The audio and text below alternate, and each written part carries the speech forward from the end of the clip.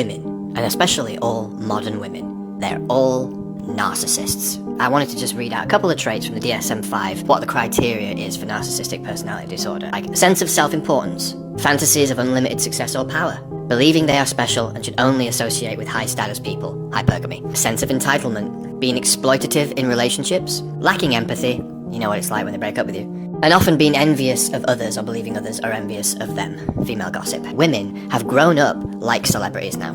They have been told that because they are women, in of their nature, they are valuable. Societally, we've always seen women as valuable, protect the women and children, etc. And what we've found now through social media is that that notion has gone into overdrive. It's completely overcompensated into this space where women believe that their main responsibility in relationships is to just show up. The thing with narcissism is that it's all based on a persona. It's all based on a mask. They're built on a shell of a sense of self. They are empty vessels. They don't know who they are. They don't know what they like. They don't know what they believe in. They don't know what their values are. They are the ultimate conformists. It's like a school of fish. Women, they move with each other. And that is how they determine whether they're safe. It's how they determine whether they are en vogue or not. Narcissistic women will project a persona of perfection and of a cosplay version of feminine, which is to say that because they've all adopted masculine traits, they have to then put on the feminine suit on top of that in order to be attractive to men, because underneath the persona, underneath the mask, they are men. And that they have adopted all of these success metric traits that men compete in. And now women have all of those traits, and they almost have to hide it. So what you find is you have a woman underneath, ultimately, a natural woman, born into this world. Then they've been indoctrinated into this feminist agenda, and they've adopted masculinity as their leading energy to be successful in the world. And then on top of that, they put a feminine suit, which can look like overt sexuality, or can also look like overt cosplay theatrics of hyper, emotion, hyper empathy, but it's overdone. It's like, oh my god, all this energy is like them trying to project femininity out into the world so they're not spotted for the reality that they are empty shells, they don't know who they are, they have no sense of self, and underneath it all, they're all masculine.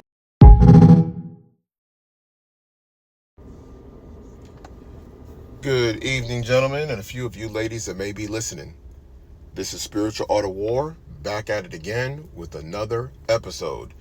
And this time we're going to talk about the comment that was made, or the statement that you've seen was made by the content creator concerning women and their trait narcissism. This is actually something that, has been talked about, because women have been calling men narcissists for quite some time, which is nothing more than projection. Because when you examine the narcissistic traits, and mind you, these narcissistic traits were something that were studied prior to, this new wave of feminism. In fact, these are definitions that was done prior to social media. And social media has actually exposed the woman's proclivity or disposition towards traits of narcissism. And I would definitely venture to say that majority of the modern women exhibit these traits from one extreme to the other. Okay, they're either moderate narcissists or they're extreme narcissists. Okay. And this mindset is very dangerous. And who it really affects, it affects men that deal with them, it does. But imagine who it really affects will really be their children. Because narcissists require a dependency. It's a dependency supply. They need to get attention from certain people that they can control. And children are the worst, are the ones that are the worst affected of these type of traits. And this is where parental alienation actually kind of springs from, because a lot of this parental alienation springs from the woman wanting to be the center of the desire of the child. Okay, there's women out there that they make the decision that they don't want to be with the father, in part because they see the interaction that the father is having with the child, and they don't get the attention all the time, and they look at it as a form of rejection. In their mind, they view that interaction between the child and the father as unhealthy. Okay, because in their mind, they have this belief of sunken cost because they carried the baby for 9 months. So they have this idea that they deserve all this, center of attention, and then they'll remove the child away from the presence of the father. And they have no problem with doing it because they don't care about the damage long-term that it has on a child. All they care about is how they feel and how they are going to be praised in the long run. At least that's what they feel. And the thing about it is, with the outcomes that many single mothers have with their children, it's really nothing to brag about. Okay? They may have a success here and there, but even those kids have damage that they feel at the end. And you can see it even with men that talk about that if they growing up in such an environment without a father in the home, a lot of times parentally alienated from the father, and they talk about how it affected them even into their adulthood, even when they became fathers and they became husbands, there was a damage that was done. And a lot of times that's something that's unresolved because men a lot of times don't think too deep into why they do what they do. What is some of the things that motivate them to think and move how they move? Okay? And men, because what happens with narcissism is such a negative personality trait to be around, what happens is that men are distancing themselves from the collective of women because of the experience they're having with these narcissist women. And men begin to sit back and observe, because men observe the environment, and especially when men experience levels of danger or a threat to their livelihood or freedom because of women, they begin to have to reassess. Okay, especially the sober-minded man, because men that are sober-minded, that are into drugs, or they're alcoholics, or they can't control their emotions, they'll just jump right back into these situations and relationships with women until they get burned. Okay, they get burned again, and they don't learn the lesson. That's why certain men are in jail or in prison, because of women that were utilizing them, for the sake of their own attention. There's a lot of very deep stuff. I mean, you'll see narcissistic women will be with a man, and they will purposely draw attention to themselves to see a man react in such a way that would validate them. So they want to see their man get violent. They want to see their man curse out another man, get up in a man's face. This will drive their attention. That'll make them feel good, because it's a supply of narcissism, to where they know, like, hey, if I don't do something and I don't make him do something that shows that he likes me, how do I know he really likes me? This is part of the narcissistic mentality of a woman. And the thing about it with women, it's very interesting how they work in a hive mind, but how they hate one another. So you have women, they'll be hive-minded in their approach, okay, when it comes to like supporting this type of narcissistic behavior. For example, you'll hear women say, yeah, women deserve to be able to stay at home and not have to pay for anything and live a soft life. So they'll have all these women get together talking about how they all should be living a soft life at the expense of hardworking men. But at the same time, they will undercut one another to get towards those men. They'll act in sabotage. A woman will see another woman being in the preparation of getting with a man that's going to do for her, and she'll hate that, and she'll convince that woman to not continue to pursue the relationship with the man. Or whenever the man, there's something that the woman kind of disagrees with the man, she'll tell him to drop him, that she can do better. So it's a very weird thing, because narcissists, they have a lot of psychological and emotional blind spots. So other narcissists are also able to manipulate them. It's no different than playing to the ego of like an actor or an actress that has a bad attitude, or a diva in music, right?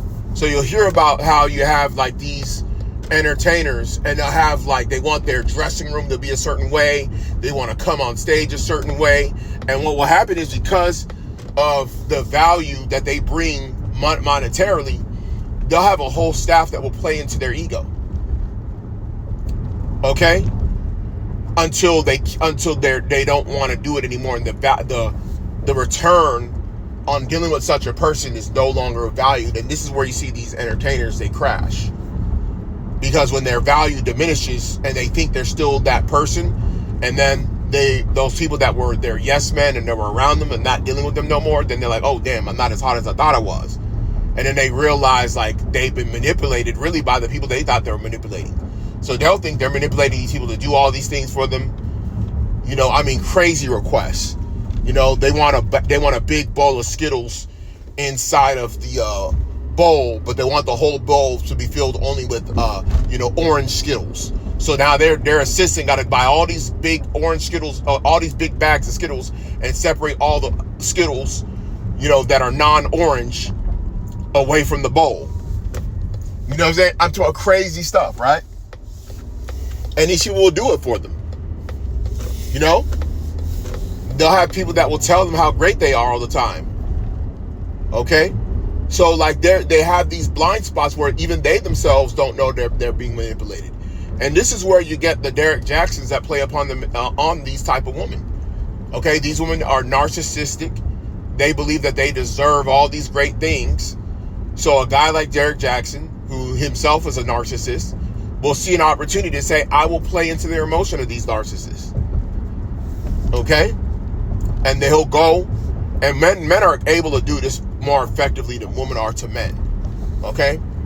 So he'll see that these women are narcissistic. They have an inflated ego.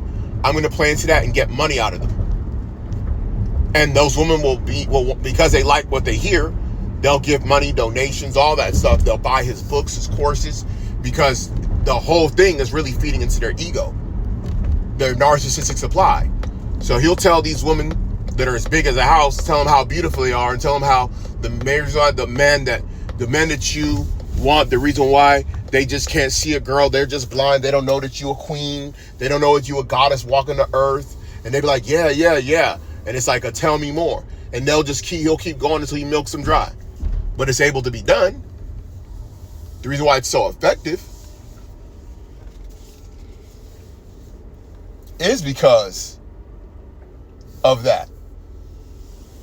He's effectively able to do it because these women, it's a narcissistic supply. Once you understand the narcissistic supply of women, that they need this to feed their ego, then it makes sense.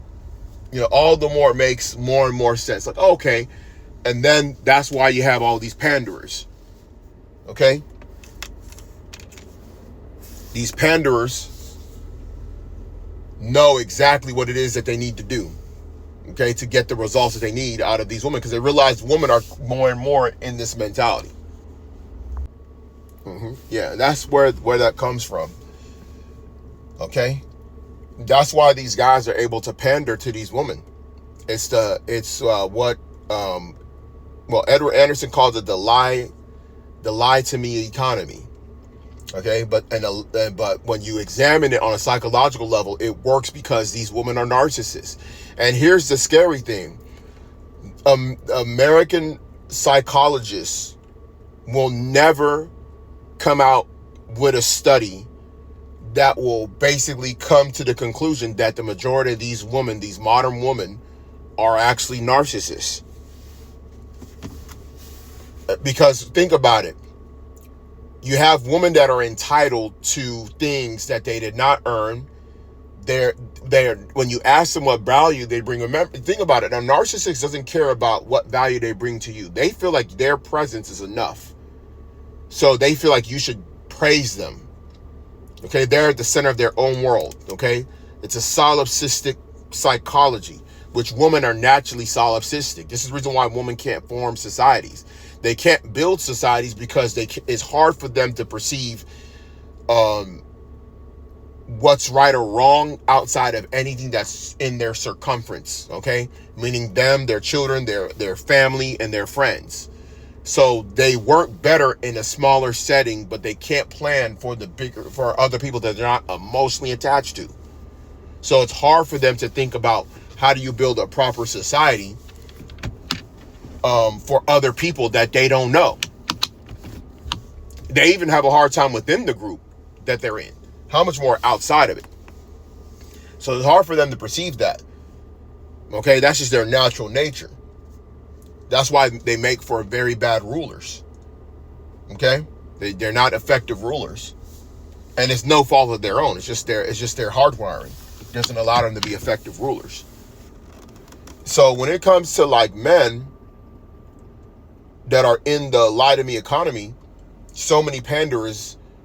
I mean, some of these guys even have, when they've actually done background checks on some of these guys have like DV cases on them, like multiple DV cases. They got kids that they're not taking care of. I mean, crazy stuff. You know, I've seen certain guys get exposed that are in the pandering space. You know, where they got all these things on their jacket. And the reason why those guys are like that, because think about it, what kind of character do you have to be that you're willing to lie to people for money? Like, think about that for a second. Like, you got to have a certain type of psychological trait. You got to be a narcissist yourself. Okay? You got to have a major character flaw that you're willing to spend your time swindling people. Okay? This is also common in a lot of these religious institutions, these Christian churches. Okay? They lied to these women. See, we're going deep into this. They lied to these women and tell them that they're great. They tell them that God is going to bless them, that God got a man for them. They tell them that there ain't nothing wrong with them. They just got to get in their relationship to God. They even tell them to marry. They tell them you got to get married to Jesus before you get married to man, to drag them, to get them to these churches, to get them throwing money in the collection plate. And what happens with these women? They end up getting manipulated. Their pastors, okay, end up sleeping with them. Okay. Even some of them will get access to their kids. Lots of stories about these same type of men that will utilize their position to get access to these women's children. Okay. So a lot of times these men, they mirror the behavior of these women because they are a lot of ways like these women. They're narcissists. Okay. They're not really servants. They're looking to serve themselves. They put themselves in a position, because remember, a woman feels like she's a good person because she's a woman. So a woman feels like she's motherly. You know, these women will always tell you, oh, we're motherly, we're nurturing. You know, we're empathetic. That's a lie. I mean, I'm gonna tell you this, like I've being on this earth, I've seen women to be the less empathetic sex. For real. Okay? Especially when it comes to strangers. They're less empathetic. I mean, I've seen the way women treat men that they know are don't have it. They're very mean. Think about it. Women are meaner to poor men than men are as mean to ugly women. Ugly men don't go out of their way to mistreat an ugly woman, a woman that is conventionally unattractive. The only time men get on a woman who's conventionally unattractive is when she puts herself in a position where she's pushing herself as the baddie. When she's pushing herself as the baddie and she's trying to make herself something that she isn't, men, that's when they will have a group of men that will be willing to say, hey, listen, girl, you're average at best. Hey, listen, you're below average. And you thinking you can get that? Like, that's when men get real. But when a woman just knows who she is and she's not attractive and she just goes about her life, men just leave her alone. Whatever man is going to find her attractive, that's going to be that man. And he's going to deal with her. He's going to have kids with her. You see them at Walmart. If you ever go to Walmart, you're going to see them guys it's looking like the number 10. The guy that's skinny in shape and his girl is big. She looking like the number 0. And that man, we're going to be like, hey, that's him. That's what he like. We're going to leave him be. But we know what it is. But we're going to leave him be. But these women, they get delusional. Enough men, if there's 10 men that hear a woman's delusion, 1 out of 10 going to tell her about herself. Okay? And the other 9 going to remain silent and they're going to nod their head inside. And then out of that, there's going to be the narcissistic guy. It's going to be that 1 out of the 10. He nodding inside like, yeah, he right. She ain't all that. But then he going to come out and open up his mouth and tell her how great she is. Girl, you all that. Don't listen to that guy. You a queen, sis. You beautiful. You look good. That's how we working with men. It'd be that 1 out of every 10 men is gonna tell the truth and tell her about herself, and all of them know the truth. But then out of the 10, including the one that speaks the truth, there's gonna be that one that's gonna rise up, that's gonna speak opposite. So it's like the prophet and the false prophet. Okay, that's how it is among men. That's how things balance out among men. Because whenever there's a man that's speaking the realness, there's other men that's going to rise up. The false prophets that want to keep the dark energy going. They want to keep the sinister world going. Okay, that's just the reality, bro. I don't give a dang what a man talking about. Even with the average is best situation with when Kevin Samuels had that situation, most men agree with him. He was the man that spoke the truth. Then there was men that rose up and was against it. You had those panderer content creators that came up and spoke up against Kevin Samuels, calling her average woman, average at best. Remember, that woman was also a single mother as well. Okay, so those guys use as an opportunity to counter Kevin. Because again, these guys exist in this world. They just exist. I've been around long enough, man. I done been in a collective of men, 10 of us. And situations will arise, and then you'll see that one guy that will stand up and be the contrarian in a real situation. You know? That's how guys get exposed when real shit go down. And you see who speaks up and stands on something, and then you see that one guy that pulls up and uses the opportunity to feel like he can gain by being a contrarian. Okay, and changing the whole narrative. Very real. Okay? And those men exist to deceive these women. Okay? And the fact is, there's a larger amount of women since the age of social media that have existed, bro. And you had women that weren't really getting attention prior to social media because they were just average women. And when average women are going out in the real world with no social media, when they go into a room, when they go into a workplace, when they go to a school, they're in class, they know the hierarchy. They know they're average. Because they know when they were in high school, they knew that Kimberly her milkshake was bringing all the boys to the yard. And she knew the hierarchy was obvious. These guys find Kimberly, Heather, Amber attractive. Okay? And they know that Amber gonna win homecoming queen. They know that the other girl, Kimberly, gonna win prom queen. It's already known. The hierarchy is already set, man. There's no confusion. But with social media, a woman's able to put herself on Instagram, take a few pictures, and then there's gonna be these swath of hungry hippos, okay? These real thirsty men, okay? That are they're gonna still pop out. I see them. I'll go on a random page of like a female, and she ain't even all that. She like a 4.5. She barely can touch average. If you go to her comment section, you're gonna see men bigging her up. If she's showing a little bit of leg, a little bit of chest, they're gonna be like, "Ooh, girl, you look good, girl. Girl, you fine. Ooh." And now she's in her own little bubble where she really believes that this is how the rest of the world views her. And she'll swear that she deserves the same thing that an Alicia Chanel, TJ Washington wife getting. She'll think that she deserved that. She'll convince herself. And other women, they'll convince her too. And then these pandering men, they'll convince her as well.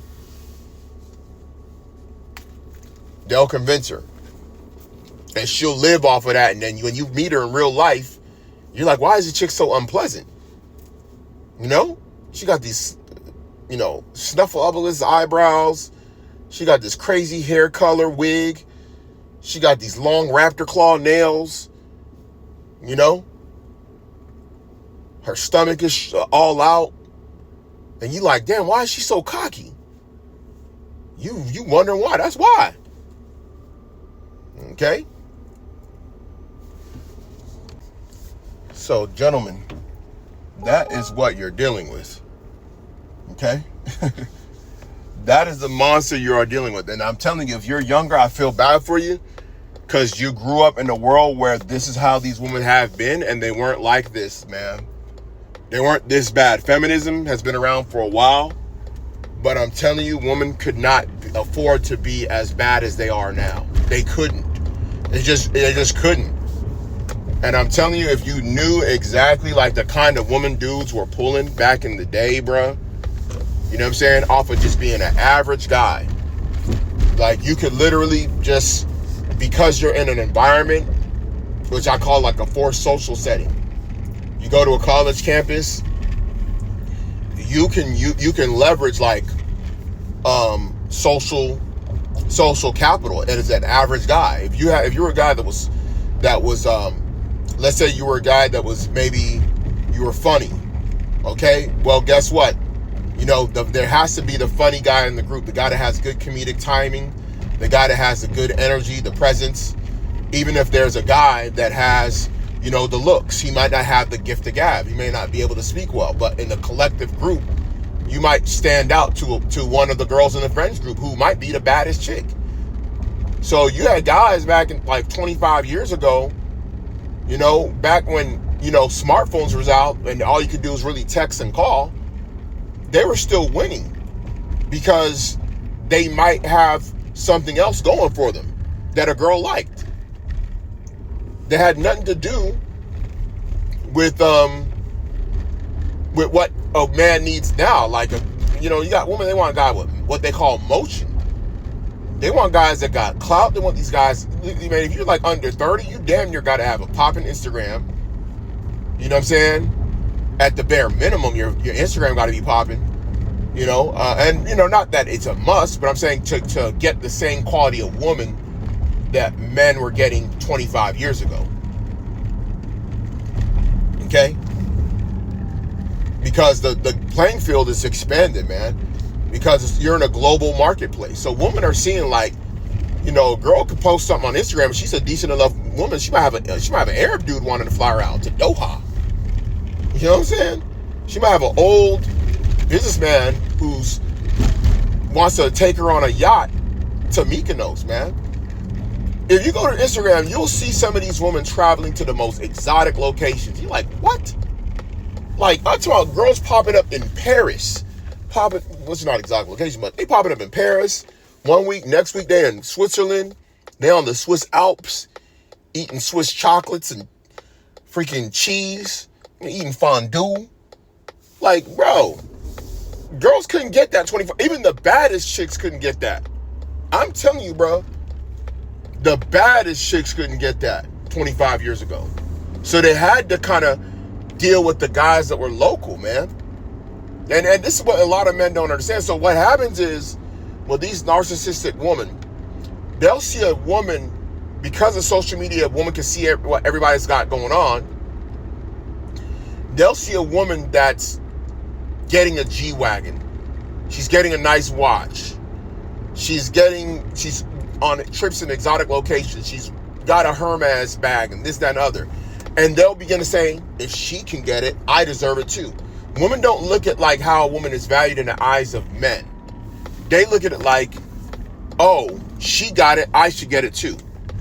Even though you're an average woman, you feel like you should be able to get that too. So it's because women don't know how to value themselves honestly. Even though they do, they have this weird thing about themselves where women very much know they can size each other up and know who's finer.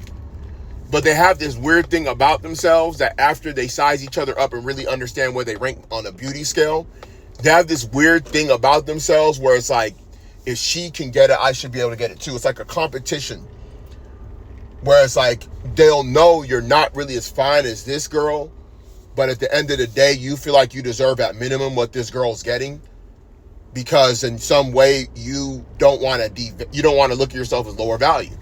You know, you don't want to look at yourself as like, it's just where this whole thing, all women are 10s. Well, that's kind of what it is. If all women are 10s, then nobody's ugly. Nobody needs to improve because all women are 10s. So a woman will tell each other, they'll say this thing where they know that there is a ranking system, but they'll tell each other all women are 10s because it kind of takes away from the reality of their true ranking as a woman, but they know it's there. Okay, you've ever seen those videos where a man will ask a woman, what do y'all think, on a scale of 1 to 10, what do you think, what do you rate Lizzo in terms of beauty? They'll say, oh, she's a 10, she's a 10, she's a 10. Then he'll go